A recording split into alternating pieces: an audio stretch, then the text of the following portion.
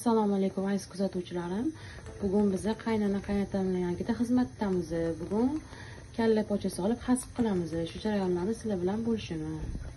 Kalla pochalarimizni suvga solib gazga qo'ydik. Bitta qaynagandan keyin suvni to'kib tashab, yana boshqatdan qaynatishga qo'yamiz tuz ziravorlari bilan.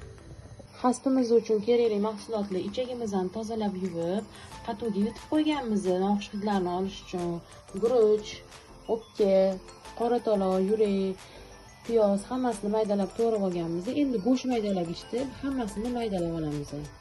Go'sht maydalagichda hamma mahsulotlarimizni maydalab olamiz. Kallamizni qaynatib, suvlarini to'kib tashladik, boshqatdan soldik.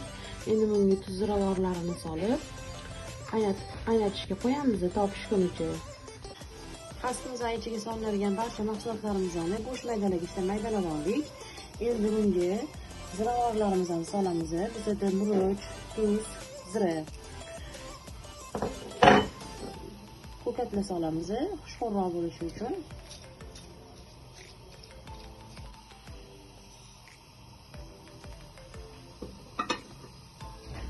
Guruchimizni solamiz, yuvib tozalab olgan guruchimizni solamiz. Barcha mahsulotlarimizni aralashtirib, kerigacha suv solamiz. Mana mahsulotlarimizni aralashtirib oldik. Endi bunga qaynagan suvimizni solamiz kerigacha. Mana suvlarimizni solib oldik. Mana shunaqa ko'rinishda bo'ladi. Quyuq ham emas, bunaqa suv ham emas. Mana shu me'yorda bo'ladi. Ichlarimizni toza qilib ag'darib oldik. Endi xasplarimizni solamiz. Suvdan solish jarayoni. Ichagimizning bitta qismidan havosini chiqarib, 3 qismini ip bilan bo'ylab oldik. Endi nachinkamizni solamiz.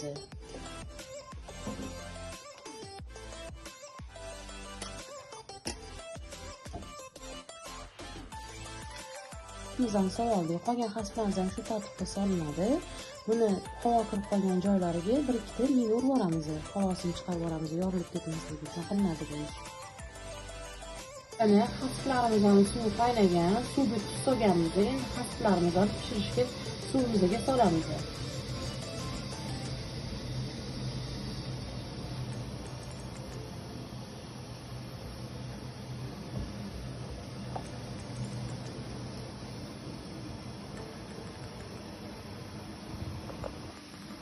Xaspimiz qaynagandan keyin, suvi qaynab chiqqandan keyin 10 daqiqadan keyin pasaytiramiz banan olovni.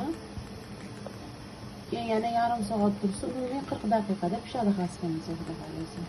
Xaspimizning suvi qaynab chiqdi. Ko'piklarini olib, qopqog'ini yopgan holatda 30 daqiqada pishirib olamiz. Kalla pochamiz, xasplarimiz mana tayyor bo'ldi.